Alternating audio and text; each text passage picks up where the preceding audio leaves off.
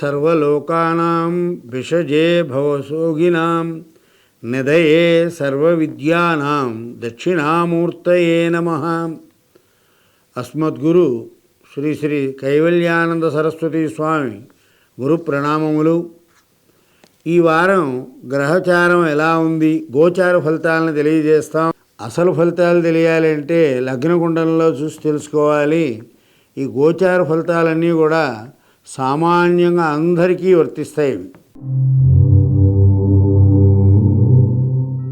కన్యారాశి ఉత్తర 2, 3, 4 పాదాలు, హస్త 1, 2, 3, 4 పాదాలు, చిత్త 1, 2 పాదాలు. ఈ రాశివారు సకాలంలో ముఖ్య నిర్ణయాలు తీసుకుంటారు.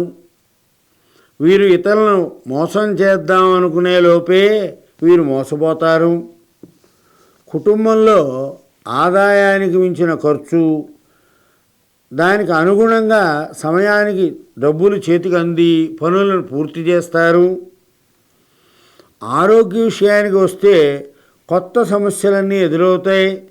నేత్ర సంబంధమైన తలలో నరాల నొప్పులు వస్తాయి. ఉద్యోగ విధి నిర్వహణలో తోటివారి వలన సత్ఫలితాలు పొందుతాయి. అధికారుల ఆదరణ బాగా పెరుగుతుంది. ఉద్యోగంలో స్థానభ్రంశం చెందే అవకాశం ఎక్కువగా కనిపిస్తోంది. షేరు వ్యాపారం బాగా లాభిస్తుంది, అందుకని దూకుడు పనికిరాదు. కోర్టు వ్యవహారాల్లో ఉన్నవారికి ఎంతో కాలంగా పరిష్కారం కాని పనులు ఈ వారం పరిష్కారం అవుతుంది.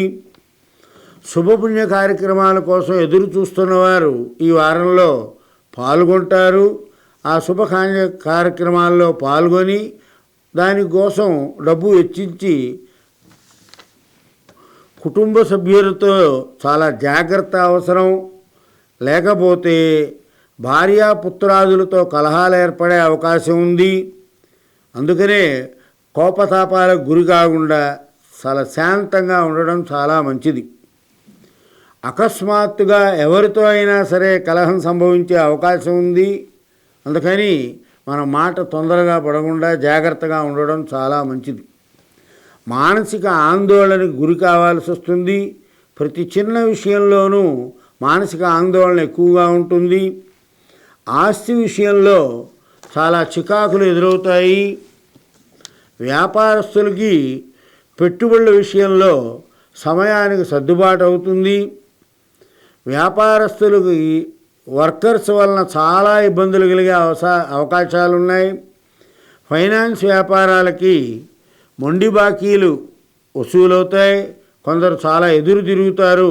మనం జాగ్రత్తగా ఉండాలి. సాంఘిక కార్యక్రమాల్లో మంచి పేరు ప్రతిష్టలు వస్తాయి. భార్య ఆరోగ్య విషయంలో కొంచెం జాగ్రత్త అవసరం. ఆందోళన పడవలసి వస్తుంది. చిరకాల స్నేహితుల కలయిక, వారి వలన ఖర్చు ఉంటుంది.